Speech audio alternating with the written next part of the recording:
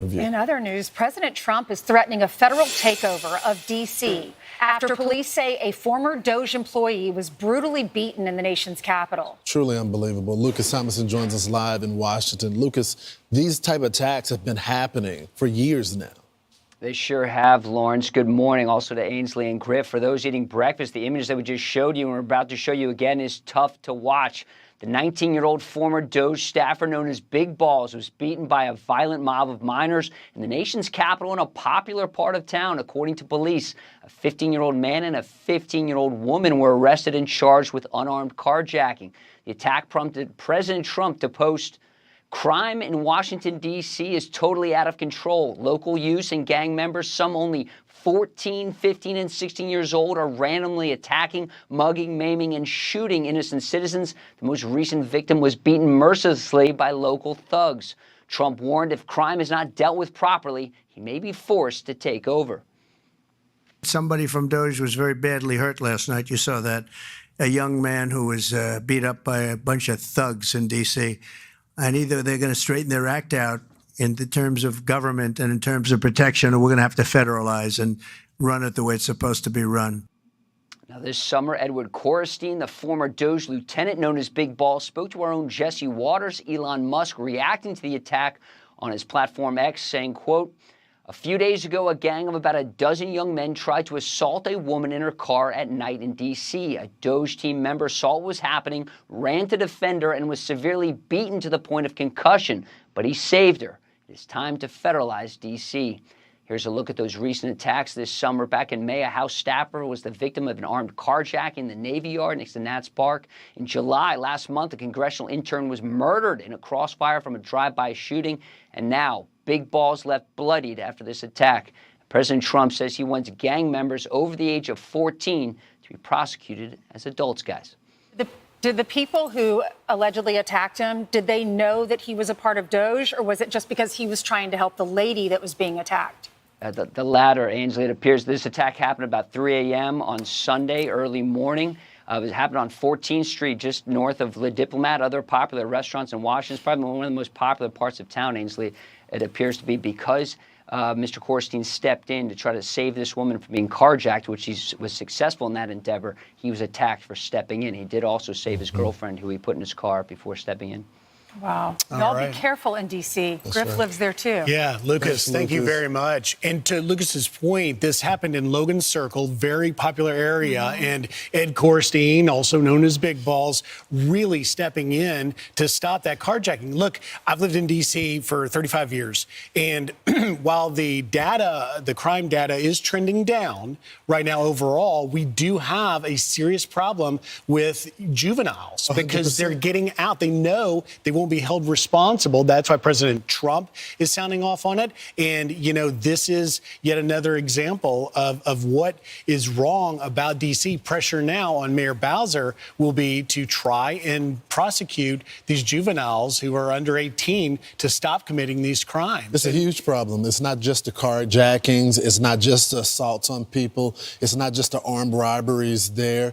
But there's an enforcement problem, and you can't have law enforcement that are activists. They got to be able to do their job. Look, I spent some of my career working in juvenile court. I have immense a passion for the young people and turning their lives around. But one thing I found when I did work there is that there has to be consequence, or they continue to repeat. And we finally got some hope in New York City, Ainsley, but it looks like if they elect the next mayor, things could change. Yeah, Eric Adams doesn't do everything perfectly, but he was a mayor that came in and he used to be a law enforcement officer. So now he's the current mayor. He's running as an independent, and he's running against Zohran Mamdani, who in the past has said he wants to defund police, but he's attempting to pivot from that.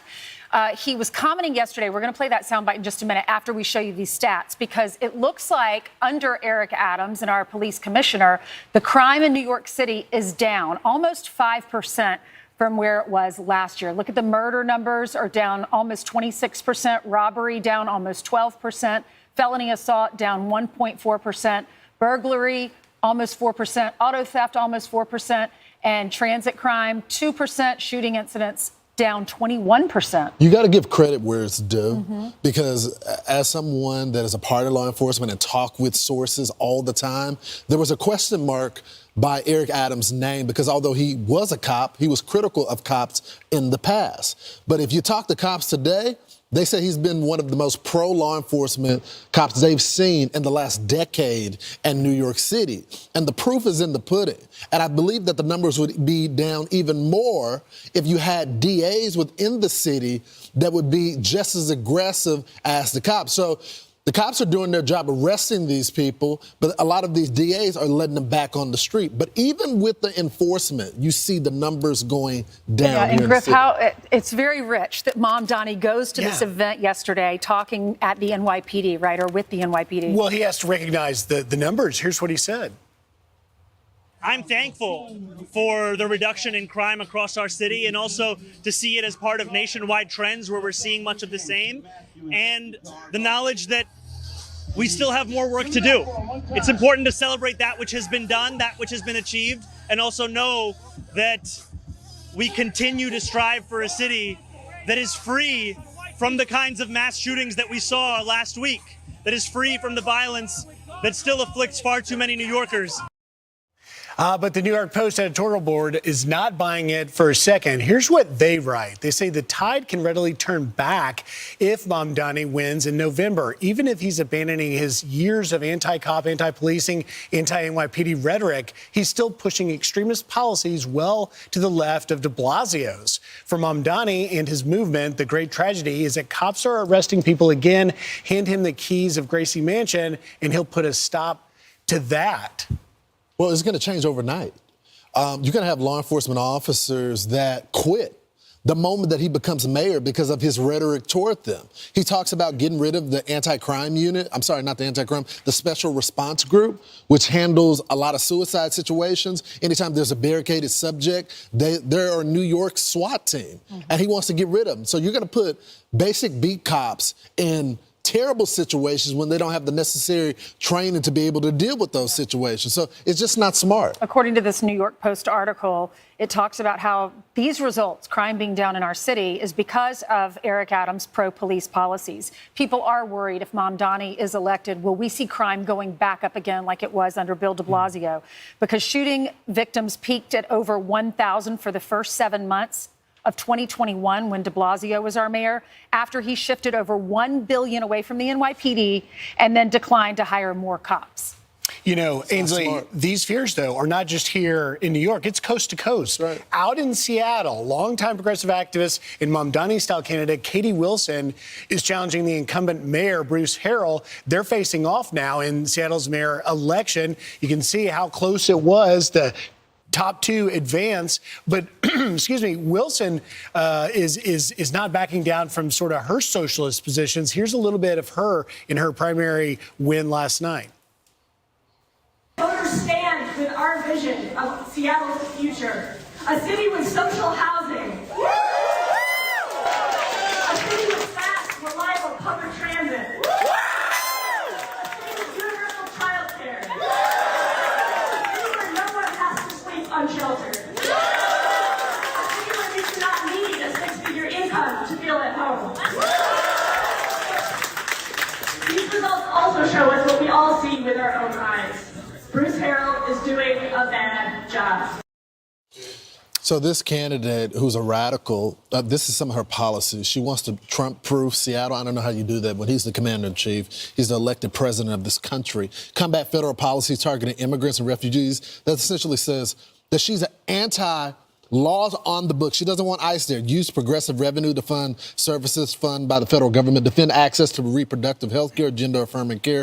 Expansion of non-police alternative responses. Meaning she wants counselors and therapy aides to show up to crime scenes. You can't have that in this country. Yeah, non-police alternatives. Doesn't make right? sense. It's really mirroring what we're seeing here in New York, that someone this progressive can do so well in an election. They're neck and neck. She's actually beating him by 1 point in the primary. You included in your report, I'm sorry, Griff, also the Minneapolis guy that won as well. So this is going all across the country. Omar Fattah. That's why I was saying it's coast-to-coast fears that there's this far-left socialist thing catching on, and we'll see. I mean, alternatives to law enforcement, doing law enforcement, isn't going to add up. It never does. It's been tried in the past, and it doesn't work. And now